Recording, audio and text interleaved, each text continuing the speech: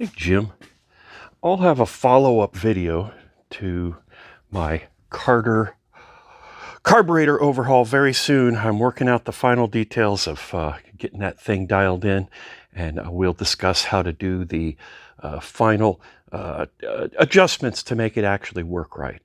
So today we're talking about doors. Here's some classic door sounds. Solid. Or try this one. Nice. Now let's try on the 51 Oldsmobile. Well, it sounds a little tinny, but not bad. Yeah, solid, until we get around to the driver's side.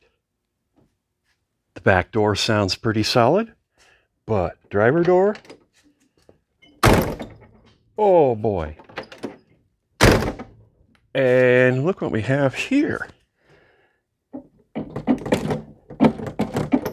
This whole thing is loose or broken.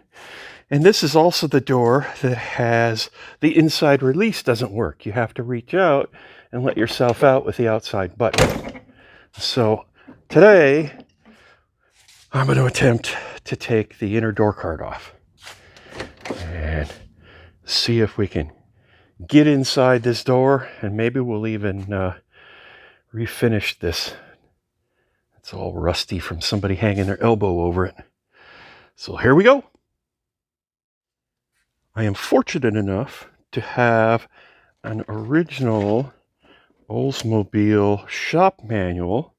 This says for 5051. There's an appendix in the rear for, this is 5051, but the 51 is in the appendix. So this is 1950, but it seems to be the same.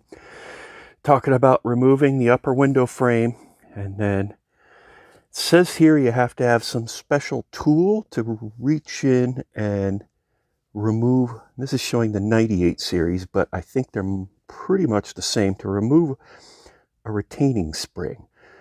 But it's insert special pliers, so we're going to see if we can do it without special pliers.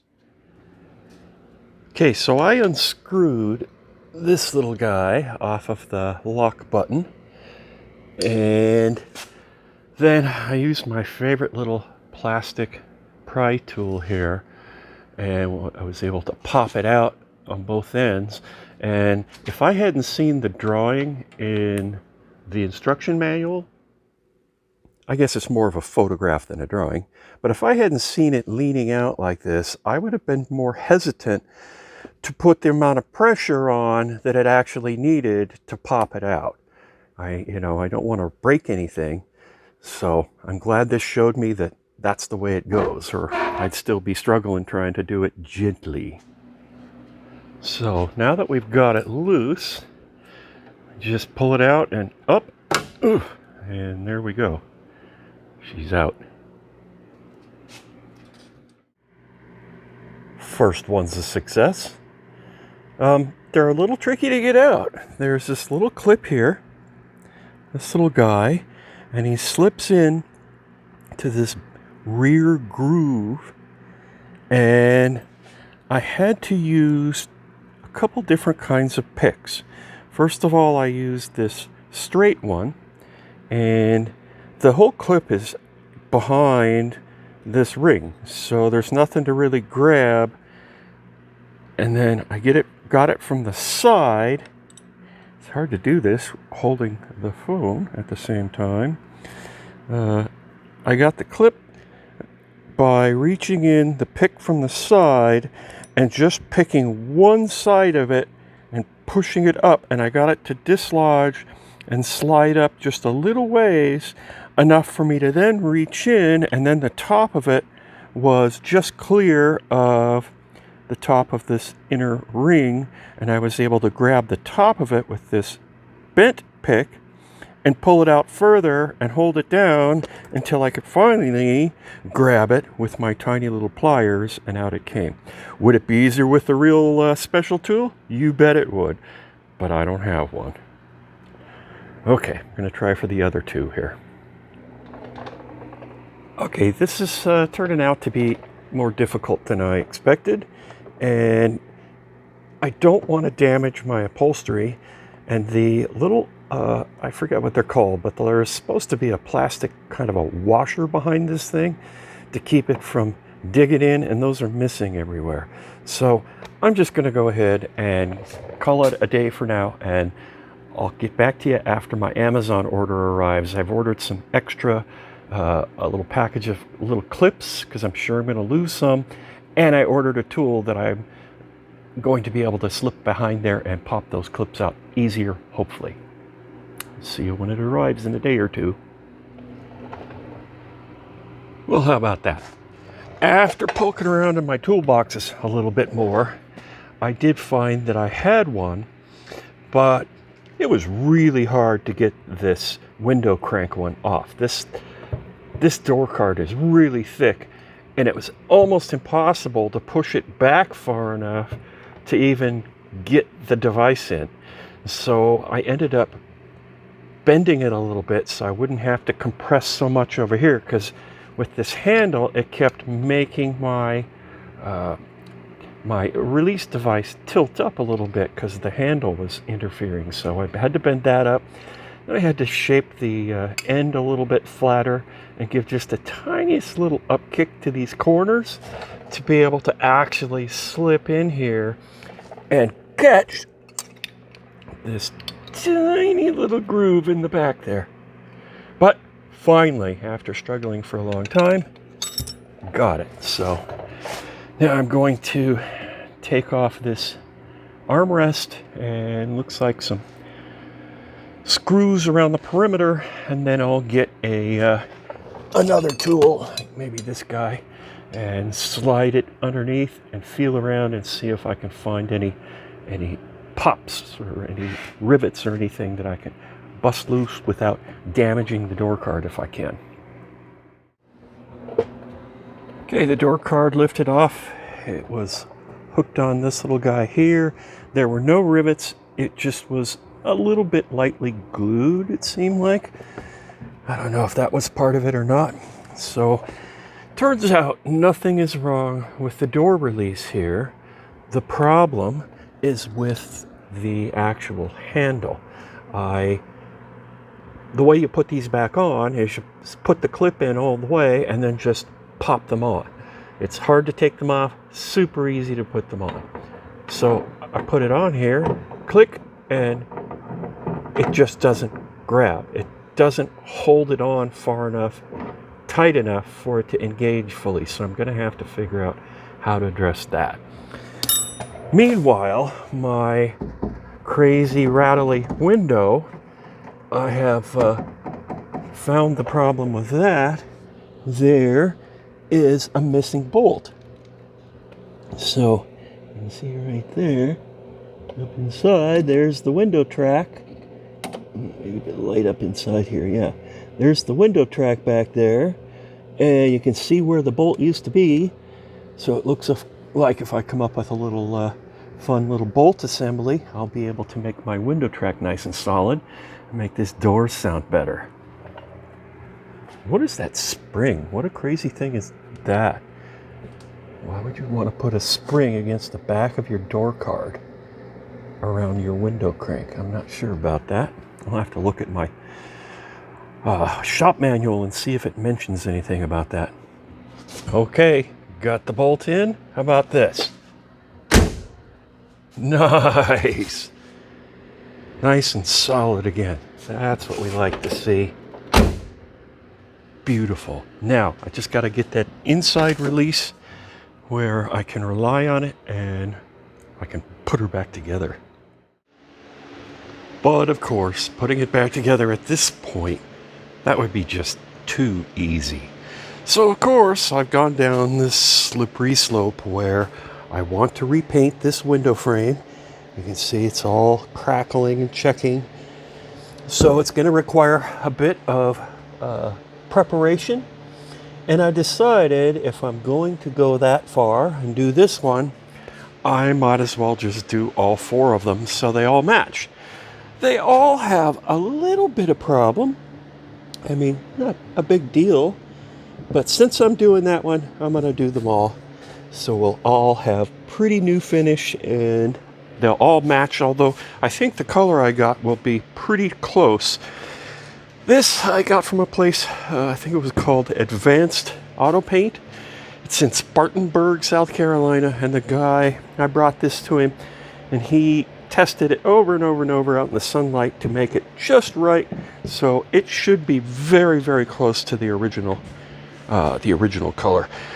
Got one rattle can custom mix and one rattle can of a 2-stage clear where you have to put something on the bottom and it releases a catalyst into the clear, and then it's only good for like well, unless you keep it really cold, it will. It has a pot life of maybe 2 days maximum. So, my next several hours is going to be sanding and priming and sanding some more and getting all of these prepared and ready for paint. I've taken some 150 grit and have gone along and cleaned off all of the rust, and I'm going to come back in here and do here by hand. I'm taking off any place where any of this silver paint was cracking or showing any sort of weirdness or damage. I'm taking it right down to the metal. So got to come back and do some by hand, and then I'll go over everything again with 220 grit, and then I'll probably do my first coat of primer. It took a little more than one can to get a double coat of primer on all 4 frames and the little uprights for the rear. So I'm going to let these dry overnight, and then I'm going to come back through with some of this spot putty. And what I'm going to be looking for is any little weird chips or flaws. Let me find one for you. That bright light made it hard to see, but here you can see a little tiny chip right there, and there's some other stuff happening right in the center of the screen. So I'm going to come along and use this spot putty and just use my finger and just very slightly put a little bit of it anywhere there's any kind of flaw like that. Let it dry for about a half an hour, and then come back through and do a wet sand with 400. And the objective is going to be to take off most of the primer here that I put on. So I want stuff to show through after I'm done sanding, and then I'll clean it up real good, completely dry it all, and prime it a second time, and it should look pretty good. Yeah, kind of like that. I did not use 400. I went back to 220 because 400 was just going to take forever. So now, after cleaning them real good, I will give them another coat of primer, and we should be almost ready for paint. Like that. They're looking pretty good.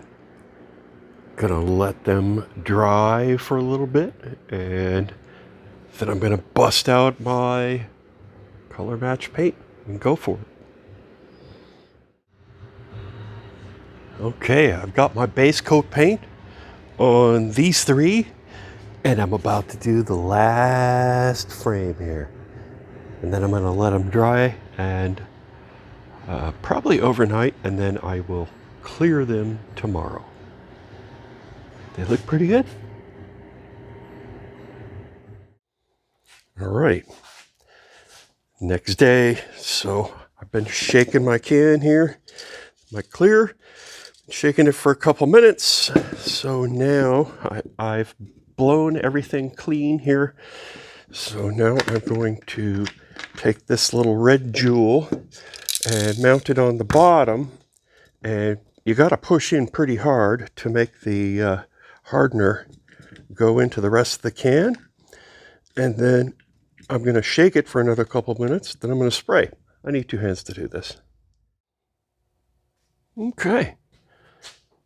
Looks pretty good. I'm going to let these dry, cure, whatever you want to call it. I'm not quite sure how long it's going to take, but I got my door parts and my extra clips, so I really can put the door back together now. I checked into it, and it turns out that it takes about 7 days for the clear coat to fully cure and harden. But you can see across the way there that it looks pretty good. Yeah?